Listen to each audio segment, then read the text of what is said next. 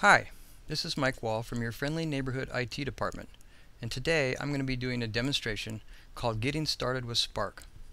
In this presentation, I will show you how to launch Spark, how to set your user status, and how to start a conversation with another person. So let's get started.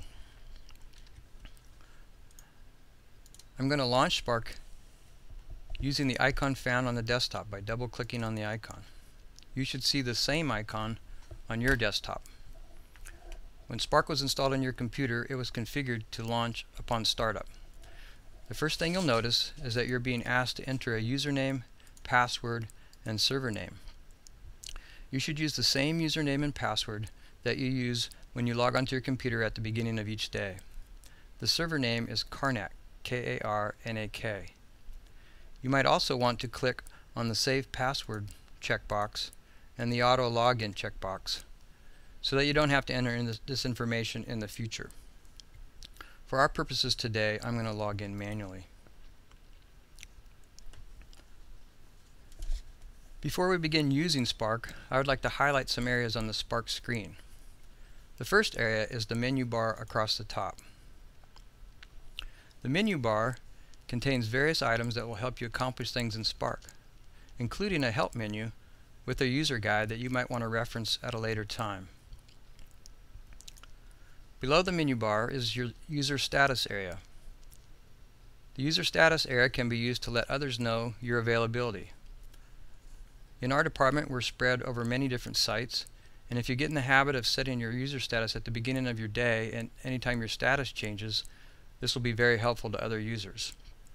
There are various preset choices, and there's also the ability to set custom status messages, as I've done here.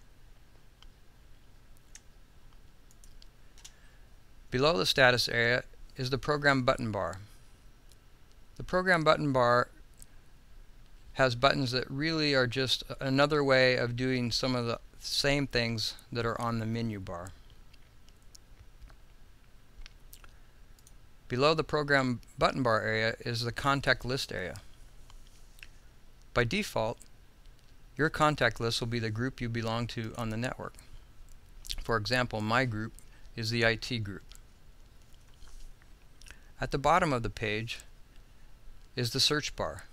The search bar is a place where you can type in the name of someone who's not on your contact list and search for them on the Spark server. So let's get started and start a conversation with another person. I want to start a conversation with the IT student who is on my contact list, and I do so by double-clicking on that name. That opens up the session window. At the bottom of the page is an area that I can begin typing.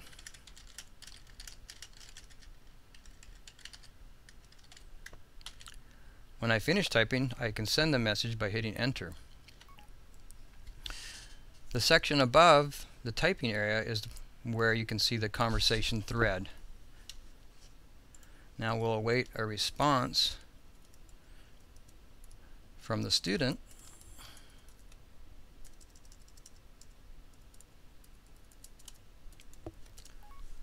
And the student has responded, and you can read the conversation thread in this section up here. So that's the quick and dirty way to get started talking to another person, and you can carry on conversation back and forth as often as you need to. It's quick, it's easy, and it's much more suited for this type of conversation than email or the phone. I'm going to close this window now. Now let's say I want to start a conversation with someone who is not on my contact list. At the bottom is the search bar that I mentioned before, and in this search area I can type in the name of another person in the department. I'm going to happen to choose Noel Connor from our marketing department. After typing in the name, I hit enter. And that brings up the search results window, and it shows me that it found Noel Connor here. Double-clicking on the results opens up a conversation window in which I can type a message to Noel, but I'm noticing that Noel's status indicator shows that she's not online.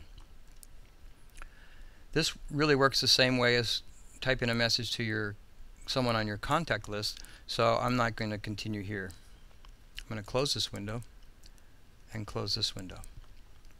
So, I've shown you how to launch Spark and sign in. I've shown you how to set your user status, and I've shown you how to initiate a conversation with someone on your contact list and with someone who is not on your contact list. Now would be a good time for you to take this information and begin using Spark. There are many other features of Spark that we haven't yet explored. I will save some of those for another session.